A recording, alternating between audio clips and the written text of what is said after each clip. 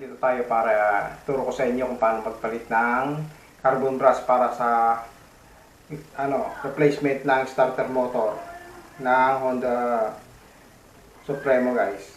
So tara guys, turo ko sa inyo. Kailanganin natin ng Phillips screw, tapos G's tsaka number 6 na 6mm na open range or box range, guys, or socket range na 6mm. Pagkalas dito sa tornilyo na dalawa. Yan. Dito naman po ang G's 10mm. Okay guys, hindi mawawala yung yung carbon brush. So ito guys, kaya kakaiba ganito siya. So replacement lang din kasi ito ng carbon brush, guys. So hindi to genuine kasi iba po ang genuine, guys. Pag genuine ganito po siya. Okay. Pag genuine na pang starter ng Supremo. Okay. Yung nating kakalasin ito. Yan. So may kita nyo naman, guys, may marking naman yan. Yan. Para hindi siya magkabaliktad, or maglagay kayo ng, kung gusto nyo guys, maglagay kayo ng tagging dito or marking dito sa portion na yan para pagbalik hindi kayo maligaw.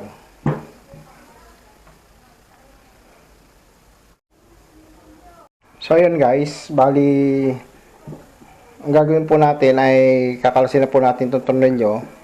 Yan. So gamit na tayo ng box range 6mm.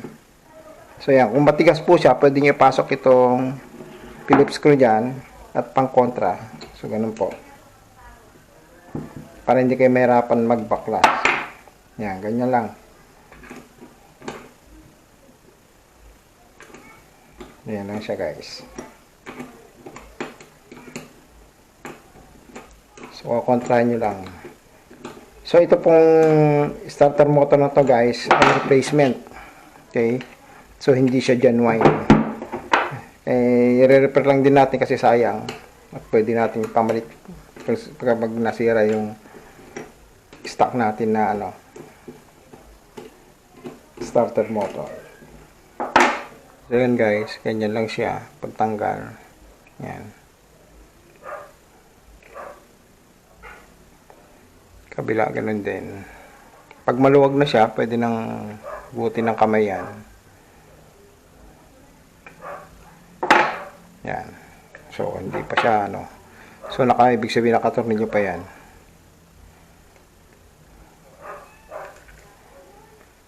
Yan. So ganyan lang po. Okay.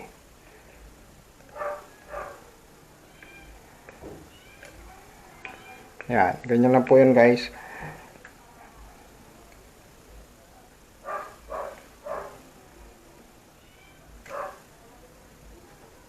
Yan. So nakakita nyo na bakit na isa. Ito isa rin. Yan. Ganyan lang, guys. So ito, pwede nang hugutin. Yan. Tapos ito. Pwede naman dito, guys, tanggalin. Yan, same po. So, ganyan ang pagkalas niyan, guys.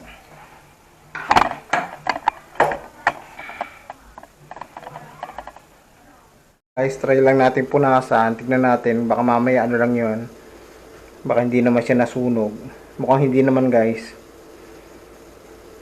Yan. Parang pinasok na lang, guys, kaya siya na-damage. Yan. Yun ang naging case ito. Pinasok na langis. So, tingin ko hindi naman siya nasunog, guys, yung winding. Na-damage lang talaga itong sa carbon brush. Nasira, guys. Yan o. Napudpud na. Yan. Tapos pinasok ng langis. Yun po ang naging case nito. Okay.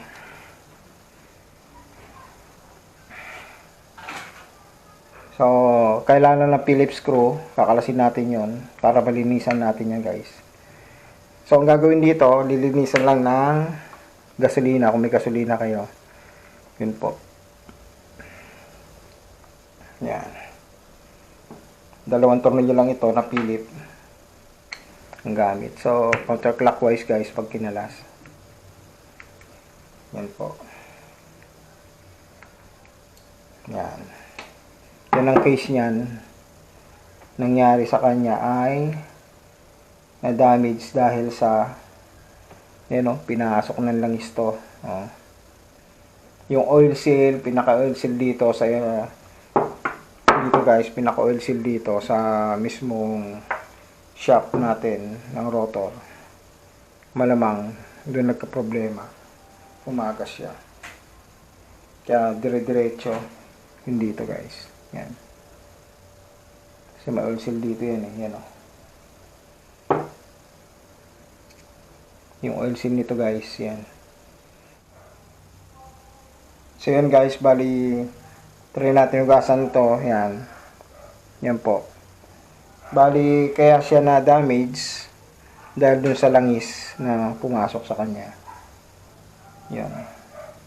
So linisin muna natin para may kabit natin bagong carbo brush. Bali nalinis na po natin, natanggalan natin yung mga dumi niya. Bali assemble na po natin. So, kaya sinabi ko sa inyo na replacement lang ito guys. Check nyo po itong loob. So, hindi siya original yung carbon brush niya. Ayan, so, ibang klase guys. Pang Honda Wave to. Ito nakalagay na carbon brush.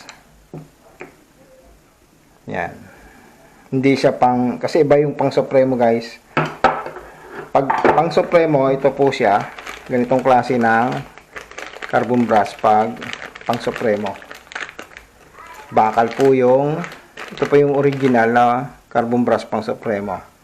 Okay. So ito naman, itong ikakabit natin, ito yung pang, guys, pang Honda Wave. Gamit, yan. Pang Honda Wave po ito, ayun Wave 125. So nakita nyo po. Yun pong niya. Pero itong starter motor ay pang Supremo po.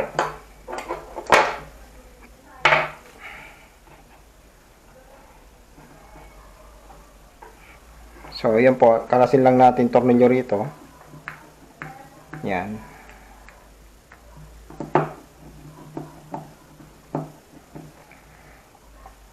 Yan. So, yan. So, papalitan na po natin. So, set po yung papalitan natin yan. Okay? Tapos, kukunin natin ito. Kunin na po natin itong carbon brush. Yan. So, ganito po yung carbon brush niya, guys.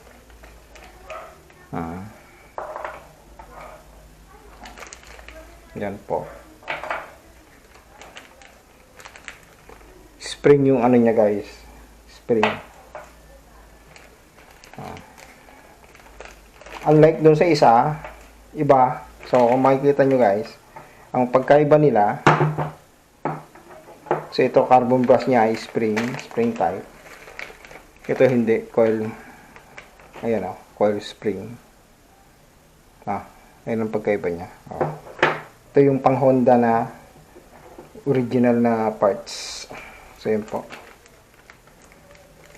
Pang Supremo.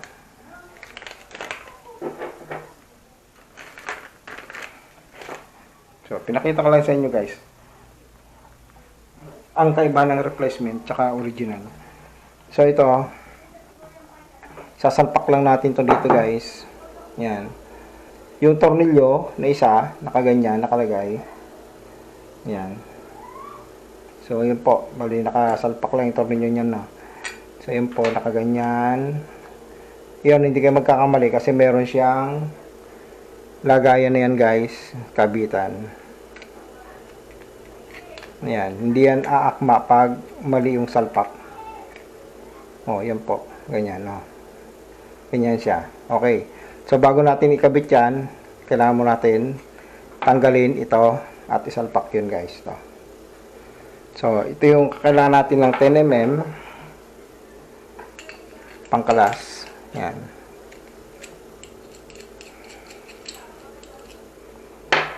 Bali, ito yung positive line, guys. Itong binabaklas natin. Positive line po ito. Itong portion na to. So, yan. Ganyan po siya. Tapos, hugutin nyo lang patras. Yan, ganyan. Ganyan lang pagbaklas yan, guys. Okay. So, kakabit na natin yung bago. Is bali, kakabit na po natin ito. Itong terminal ng positive. Bali, kakabit natin dito. So, kukunin lang natin itong mga to. Yan, insulator. Yan po. Lilipat lang natin dito sa kabila. So, yan. May guma po yan. Ito. Punasan lang natin.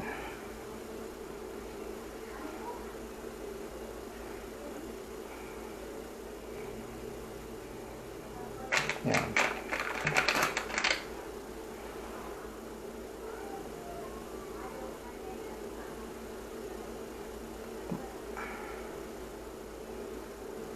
Bali, o-ring po ito, guys. Yan, o-ring. Tapos, itong pinaka-fibra. So, fibra po ito. Yan, yung kudrado na yung fibra. Para hindi magkaroon ng short circuit, guys. Ganun po.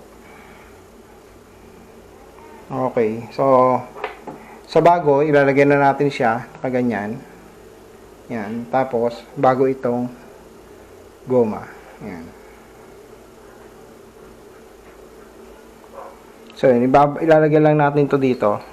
Yung positive line. Yan. So, makikita nyo, sakto po yan. Tapos, lagyan natin yung goma. Ito yung magsisilbing ano ka sa kanya, guys, para hindi lumapat dito sa ano. Yan. Sa metal. Dapat hindi po yung magko-contact sa metal, guys. Ganun po. Tapos, di ba, napansin nyo, may plastic uli. Ito, insulator niya. Yan ang iuuna natin bago washer. Yan. Bago itong nut. Yan. Ganun lang po. Pag okay na yan, so, higpitan lang ito. Higpitan lang. Alalay lang po pag higpit para hindi siya mabasag yung plastic. Itong pinaka-insulator, guys. Plastic insulator yan. So, alalay lang ang higpit. Okay. So, ganun yan. Okay. So, okay na siya. Then, sunod nyo na itong washer. Tsaka lock washer. So, itong kay may washer tsaka lock washer, pag ikakabit nyo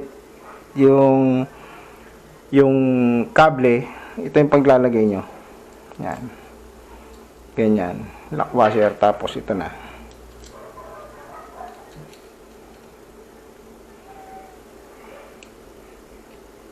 Yan. Yan. Ganyan lang po. Ganyan lang kasimple pagkabit nyan. Tapos, yung isa, dito natin ilalagay dito sa side na to. Yan, kabitan ng tornilyo. Kasi grounding po yan, ground wire niya yan. Okay, guys, so pag ilalapat nyo po itong lagay ng carbon brush, guys, itong carbon brush holder natin, pag ilalapat nyo rito, meron po yung fibra ito dito sa loob. So, meron pong fibra dito sa loob yan. Ito po yun, guys. So, wag nyo kakalimutan ilagay para hindi siya mag-short circuit, guys. Yan. Papaliwanag ko sa inyo kung bakit. Kailangan nyo ng fibra dyan. Kasi, yung dito sa part nito, guys, yung lalapatan ng carbon brush yan, open siya. So, yun po. Kaya, possible talaga mag-short circuit yan pag wala yung fibra na yun. Kasi, dun tatapat yung carbon brush natin. Yan, no? Doon siya tatapat. So, yun po.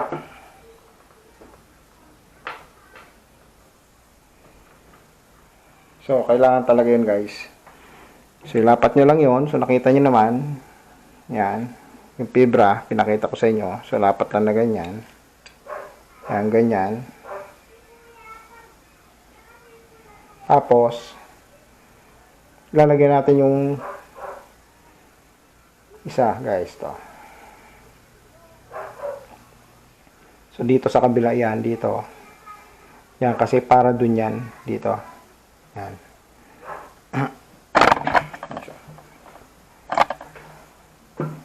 So, tornilyo na natin, guys. So, itong isang carbon brass, dito yan sa kabilang side. Yan, dito. So, nakaganyan siya. Yan.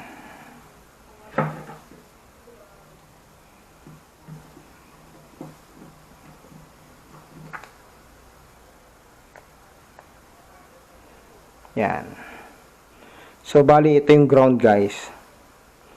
Grounding niya. Kaya, tingnan nyo, nakatornilyo siya sa body ng starter natin kasi grounding po yan.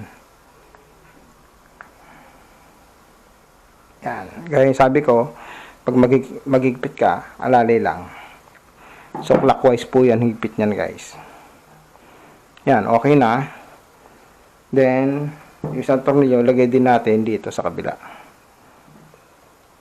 Yan. Ulit ko, guys, replacement lang itong starter motor na to. Pero pang Honda Supremo siya. Yan, alalay lang. Okay, so ganyan po, no? So okay na. So ito, ilalagay ito dito, tapos itong carbon brass na isa dito sa kabila. Yun po. Guys, sa bushing niya, guys, lalagyan din natin ng grasa para hindi siya mag-stack up. So kumuha kayo ng konting grasa, guys, to. Konting grasa, lagyan nyo. Pahiran nyo lang ng grasa yon, yung loob ng natin, bushing, para hindi siya mag-stack up. So ganun po. Then ilagay na natin yung carbon brush. Ito siya. Spring muna, guys. Lagyan muna ng spring yung loob. Yan. Pag okay na, ilalagay naman ito dito. Nakaganyan, nakatayo siya. Kailangan yung wire dito dito dapat nakapasok yung wire. So ganun. Okay. Ngayon, paglalagay nito, guys, ingatan mo lang tumalsik yung yung spring.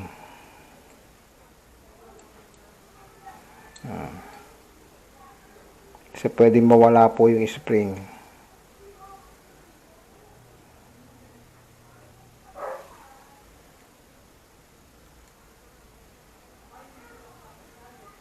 Yan. So, ganyan lang siya. Then, kunin mo muna tong armature. Yan. Tanggalin muna yung armature.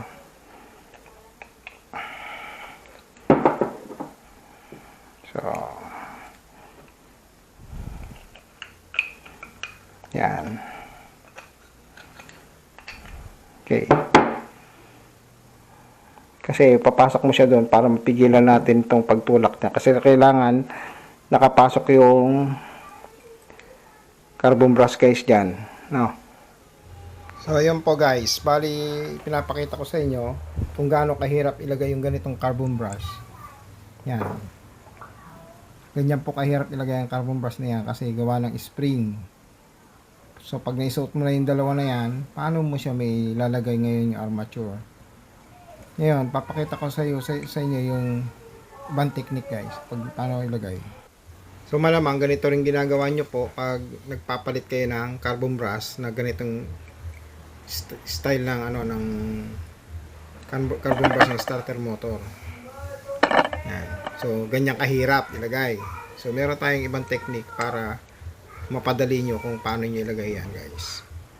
Bali, ito po yun. So yun, guys, pag nilagay yung carbon brush, kumuha lang kayo ng cable tie, guys, no? Kasi medyo mahirap talaga ito ikabit yung armature pag nakakontra yung carbon brush. Kailangan kasi yung carbon brush dito lalapat guys. Yan. So medyo mahirap talaga yan. Then kumuha ka lang nito. Yan. Para mahigit mo siya. Tapos huwag mong bibitawan guys. Yan, ganyan.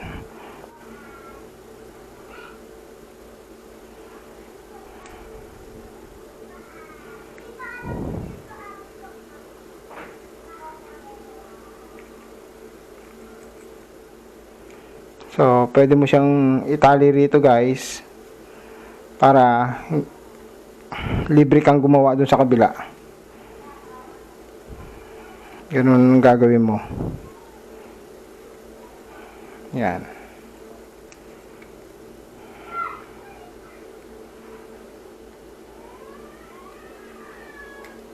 Yan. Ganyan po.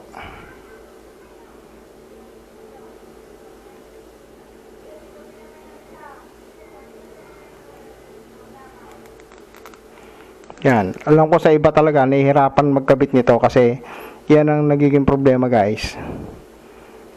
Yan. Dalawa lang kasi ang kamay kaya hindi po pwedeng so ganyan guys, no? Tapos yung isa ganun din. Kung ikabit mo muna siya.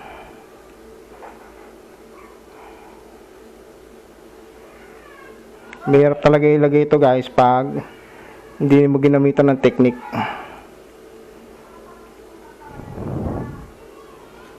Yan. So nakasuot na guys, no?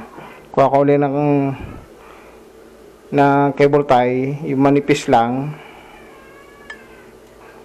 Pasok mo ulit doon guys.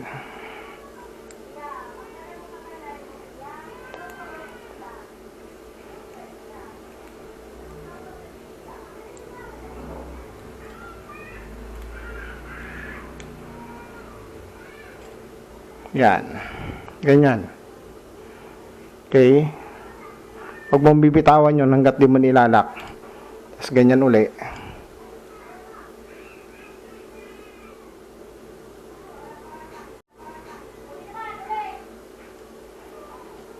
Kasi mahirap talaga ito guys. Pag gagawin mo kasi iigtad talaga yung carbon brass kasi gawa ng spring. Yan. Okay. So nakita nyo guys. So libreng-libre, di ba? So pwede mo lang ikabit to. Yun. So ganun lang po. Medyo pag titignan nyo, medyo hirap talaga ikabit. So technique lang ginawa natin. So yun. Tapos kabit nyo na ito. Bago nyo alpasan yun guys, yung carbon brass. Yan.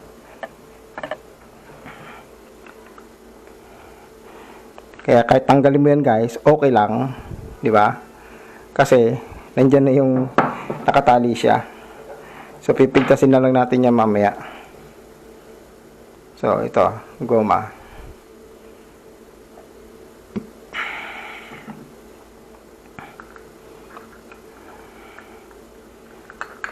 Yan. Yan, ganyan na pag-ganyan guys. Pag okay na guys, nakalapat ng ganyan, pwede nyo nang putulin itong cable tie, tapos hilahin na lang palabas. Guys, bali, pwede natin tanggalin ito ngayon. Yan, putulin na natin.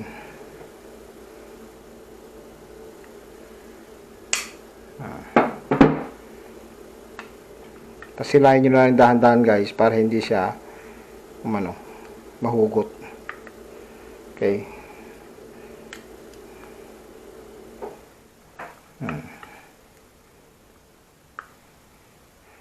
Ganun din yung kabila.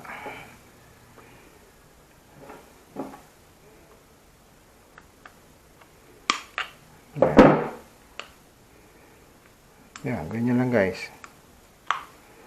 Okay na. Kabila. Yan. So yun, ikabit na natin guys. So, ganun pong paglagay niyan. Okay? Para hindi kayo mahirapan. Pag ganyan na spring type yung ikakabit, ganun ang gagawin mo guys. Yan. Okay? So, tapos ito na, lagyan natin goma rito.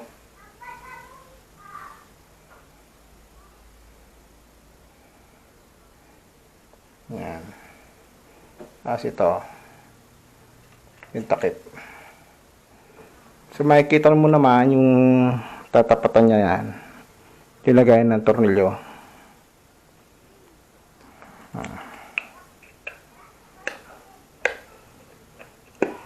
Yan. Ganyan lang guys. Okay. So, nilagyan natin ng konting grasa para umano siya. Hindi siya maganit.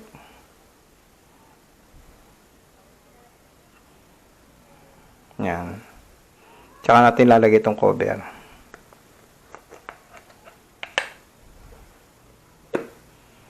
Yan.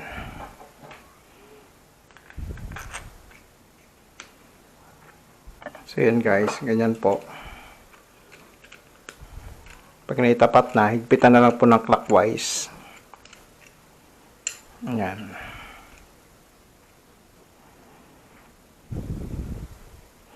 So ganyan lang guys sa pag-repair ng ng starter motor. So hindi po ito genuine, bali replacement lang. Ito nire-repair natin. Yan.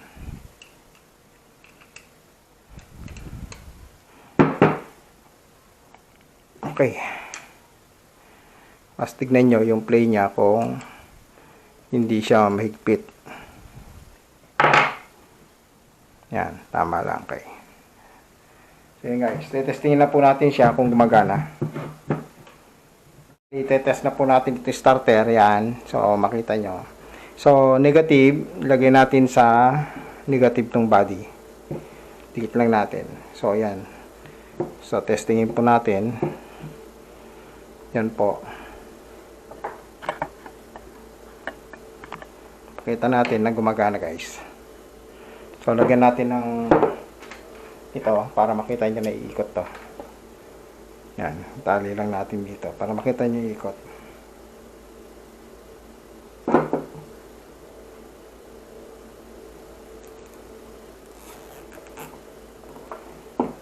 Yan.